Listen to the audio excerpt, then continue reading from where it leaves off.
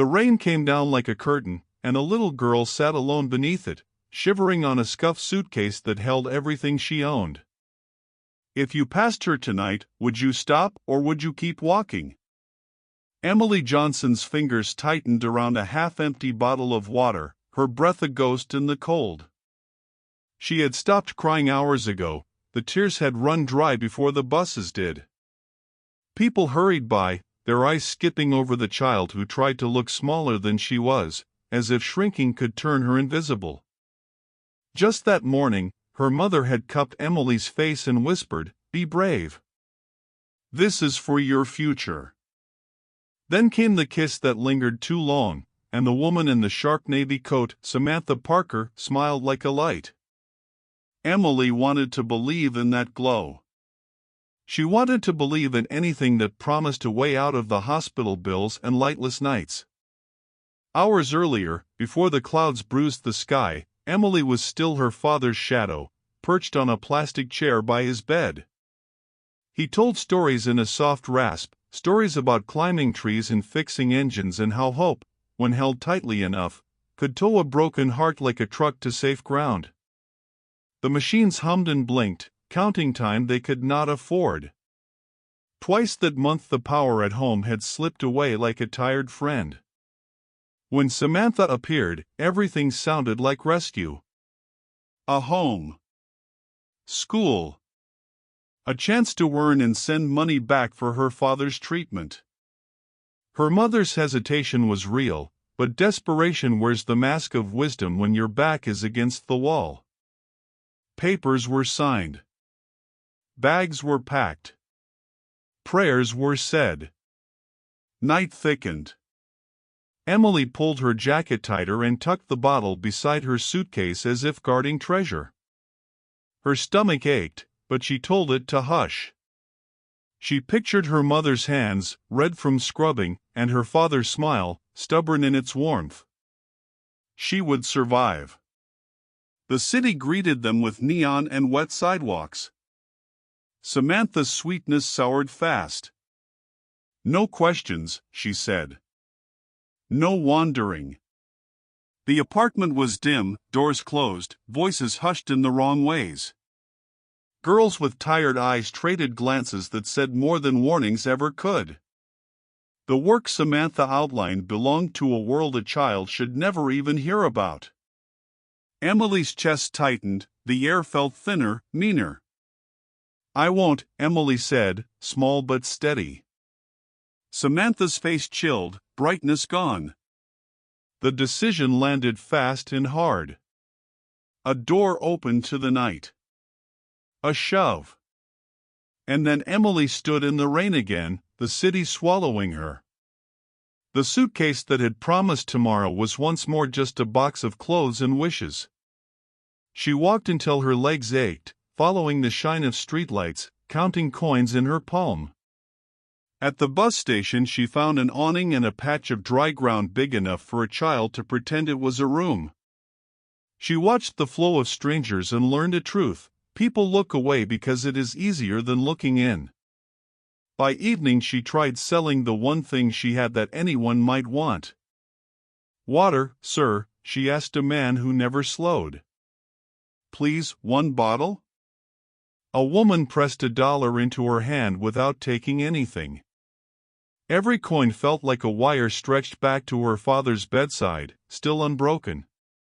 When the rain softened to a whisper, she counted the day's money and thought about the cost of medicine, the cost of food, the cost of being a child in a place that priced everything. She remembered her father saying, "Keep your dignity even when the world tries to take it." She folded that sentence like a note and kept it in her pocket. She would send money. She would not truly vanish. A bus hissed. Somewhere, a siren wailed and then faded. Emily pressed her back against the cold wall and closed her eyes just long enough to dream of a morning that didn't hurt.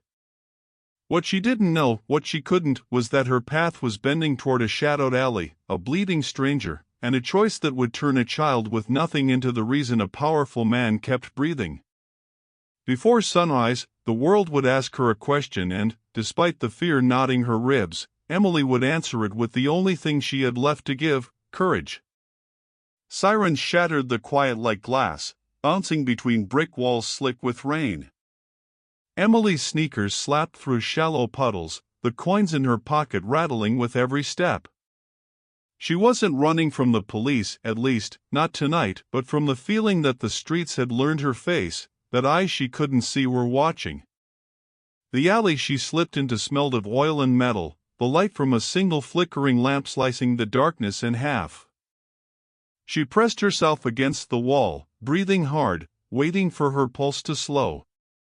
Then she saw him. At first, she thought it was another sleeping man. There were plenty in this part of the city, hunched under blankets of cardboard. But this one's head lolled at a strange angle. One leg bent sharply in a way it shouldn't. A shirt clung to his chest, darker in patches where rain had not yet reached, because the darkness was blood. Emily froze, every instinct screaming at her to turn and go. But something stronger held her in place. She stepped closer. His breathing was shallow, uneven, the kind of sound she'd heard from her father on bad nights. "Mister? Can you hear me?" she asked, voice trembling. The man's lips moved, but no words came. His eyes fluttered, catching the weak light, and then rolled half shut. She didn't know how he'd ended up here: robbery, maybe, or worse. But she knew one thing: if she left, he would die. Emily's hands shook as she pulled off her scarf, tearing a strip free with her teeth. She pressed it against the wound, her small weight leaning into the task. "Stay awake," she whispered, though she doubted he could hear her. She darted to the mouth of the alley, waving frantically at passing cars. Most ignored her. A few slowed but didn't stop. Finally, a battered sedan braked hard, its driver staring wide-eyed as Emily called out, "He's hurt, he's bleeding, please." The man jumped out, phone already in hand. Minutes later, flashing red and blue lights painted the rain in strange colors. Paramedics swarmed the alley, lifting the injured man with practiced care. Emily trailed them to the ambulance, but a police officer held out a hand. "We've got it from here, kid." She didn't move. "He needs blood," she blurted when they reached the hospital. "You can take mine."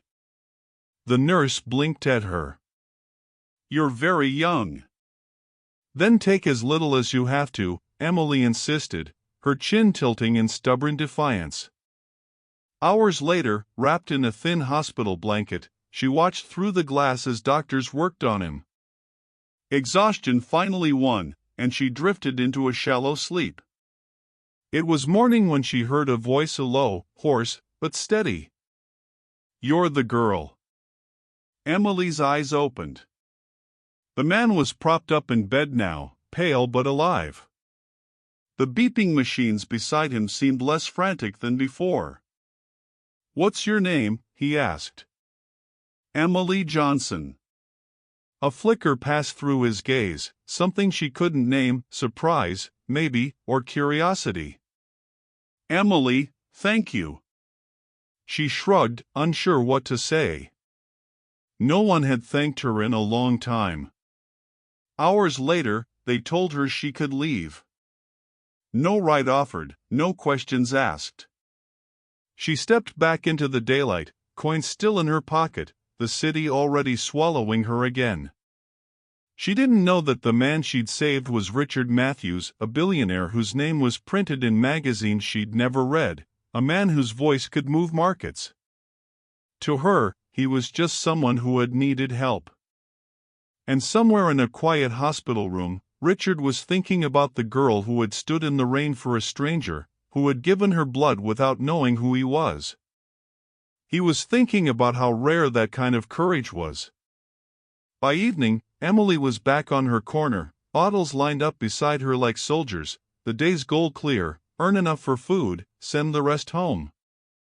She almost didn't notice the black sedan pull to the curb.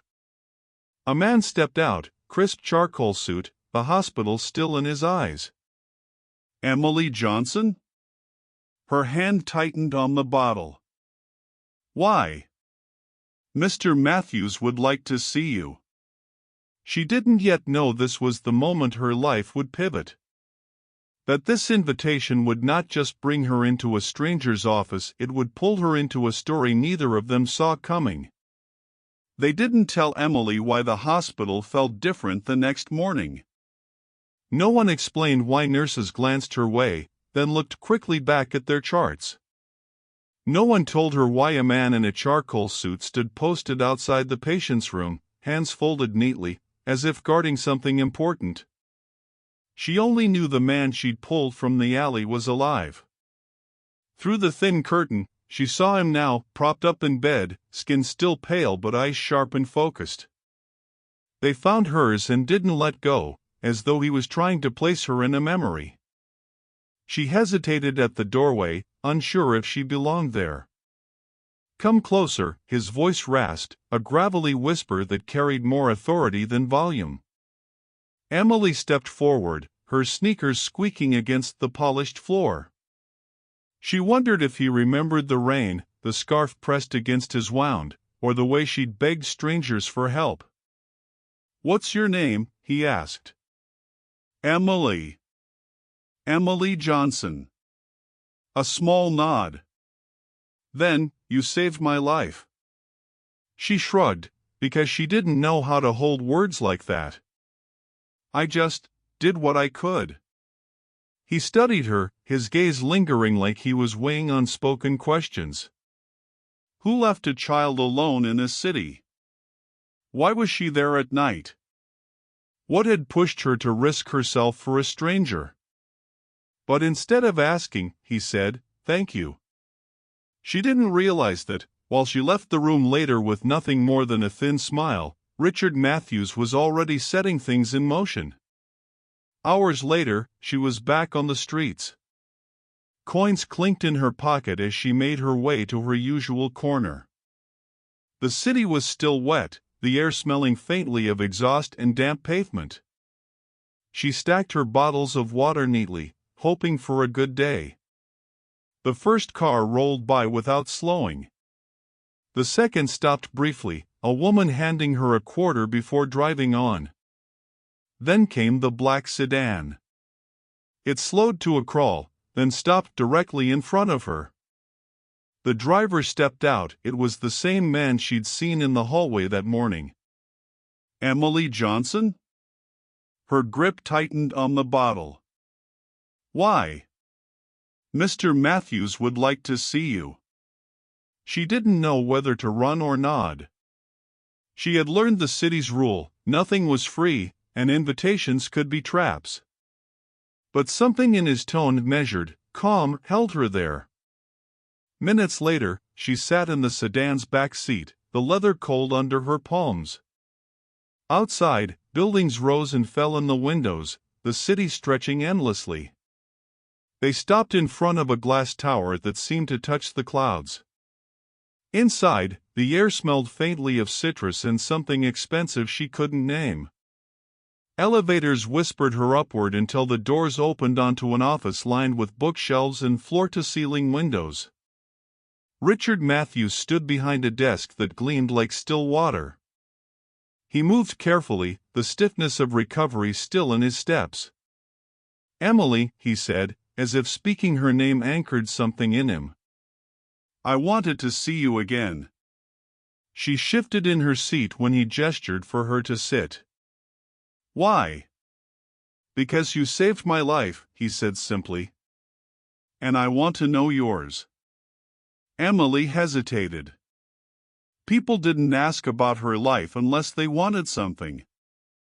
But there was no rush in his voice, no pressing demand, just space. So she told him, halting at first.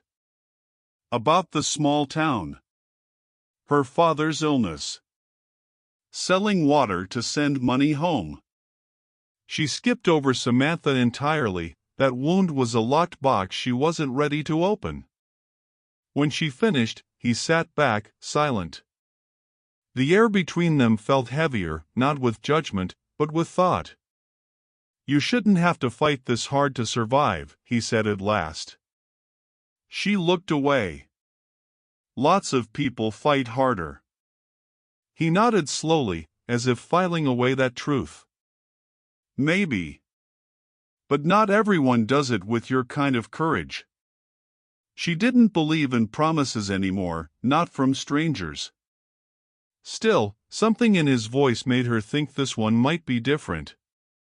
3 weeks earlier, in a small-town hospital where the walls smelled faintly of disinfectant and rain seeped through the window frame, John Johnson stared at the ceiling tiles.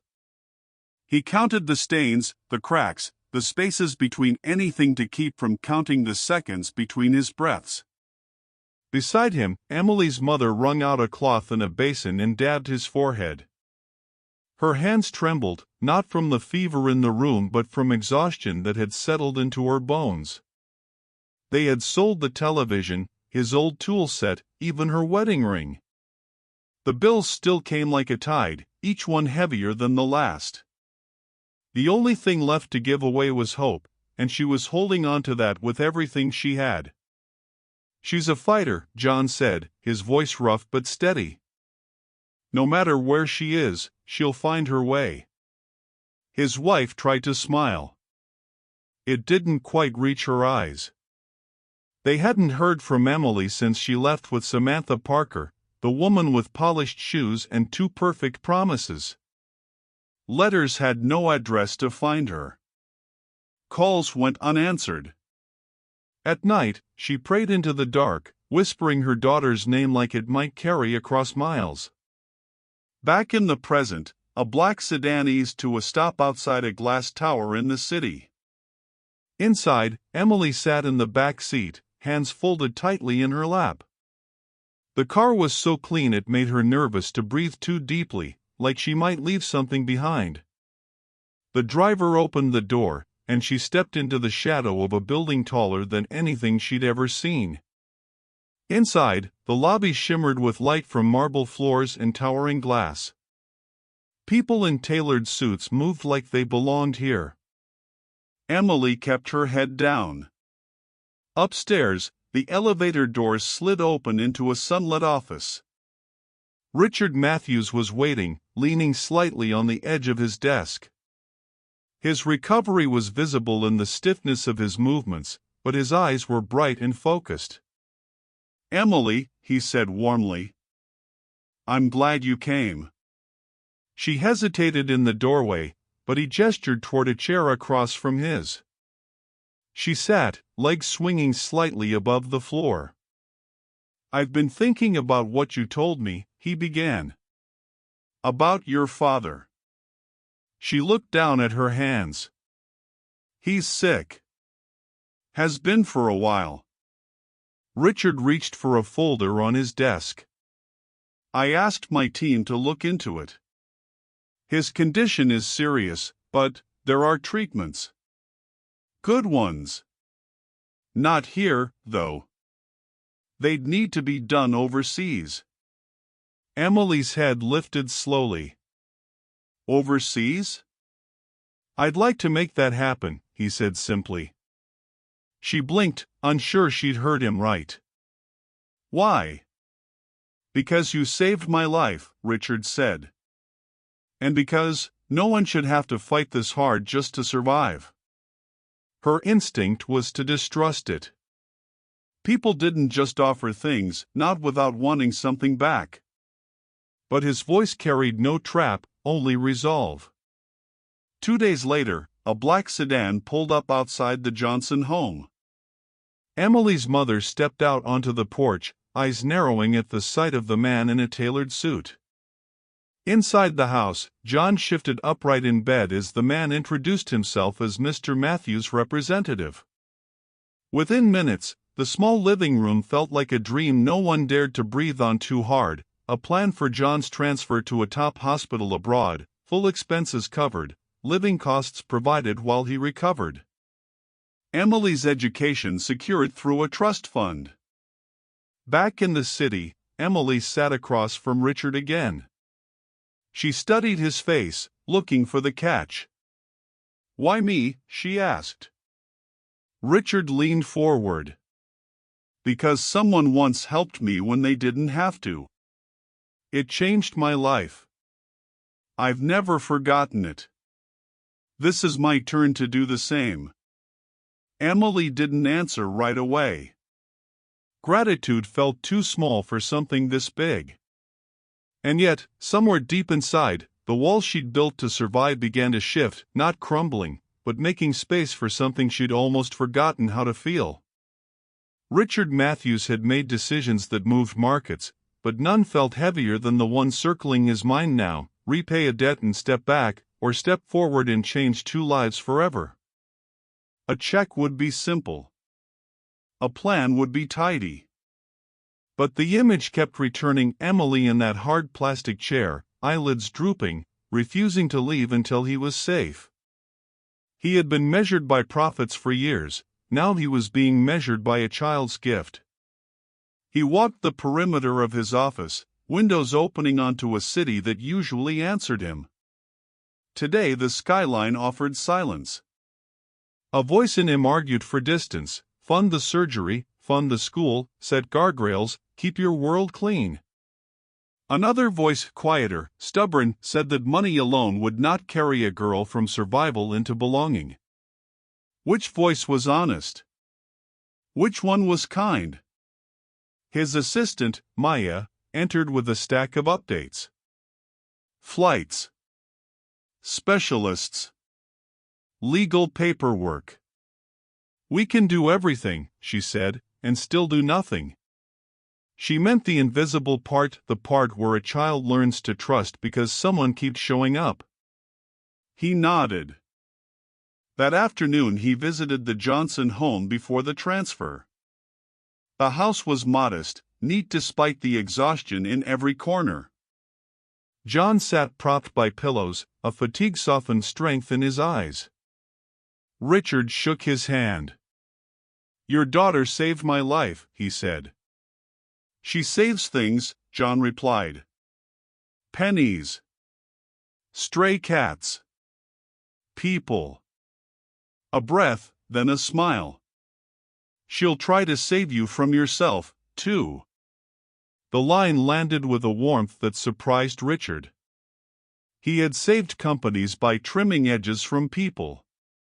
He wondered what it might mean to save himself by adding people back. At the airport, Emily clutched a small backpack while a nurse reviewed documents. Richard crouched to her height. "Your dad's going to a good hospital," he said. "You and your mom will follow once he's settled." Emily searched his face. "Will they let him laugh again?" He blinked. "That's the plan." Days blurred into briefings. John's surgery was scheduled, the team sounded confident. In the quiet hours, Richard found Emily in waiting rooms, building towers from coffee stirrers, then knocking them down. "Practice," she said. "For when things fall." He asked if she liked reading. She nodded.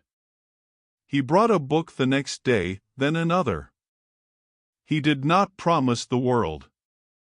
He promised tomorrow, then kept showing up. "I think I'm doing repair," he said. "Hers." "Mine." The operation day arrived like a drumbeat. Emily paced a figure eight between two chairs, lips moving in a silent count. When the surgeon appeared with relief in his voice, Emily sagged against her mother, laughter breaking through worry like sun. Richard stepped back, letting the family fill the moment. Later, Emily found him near a window.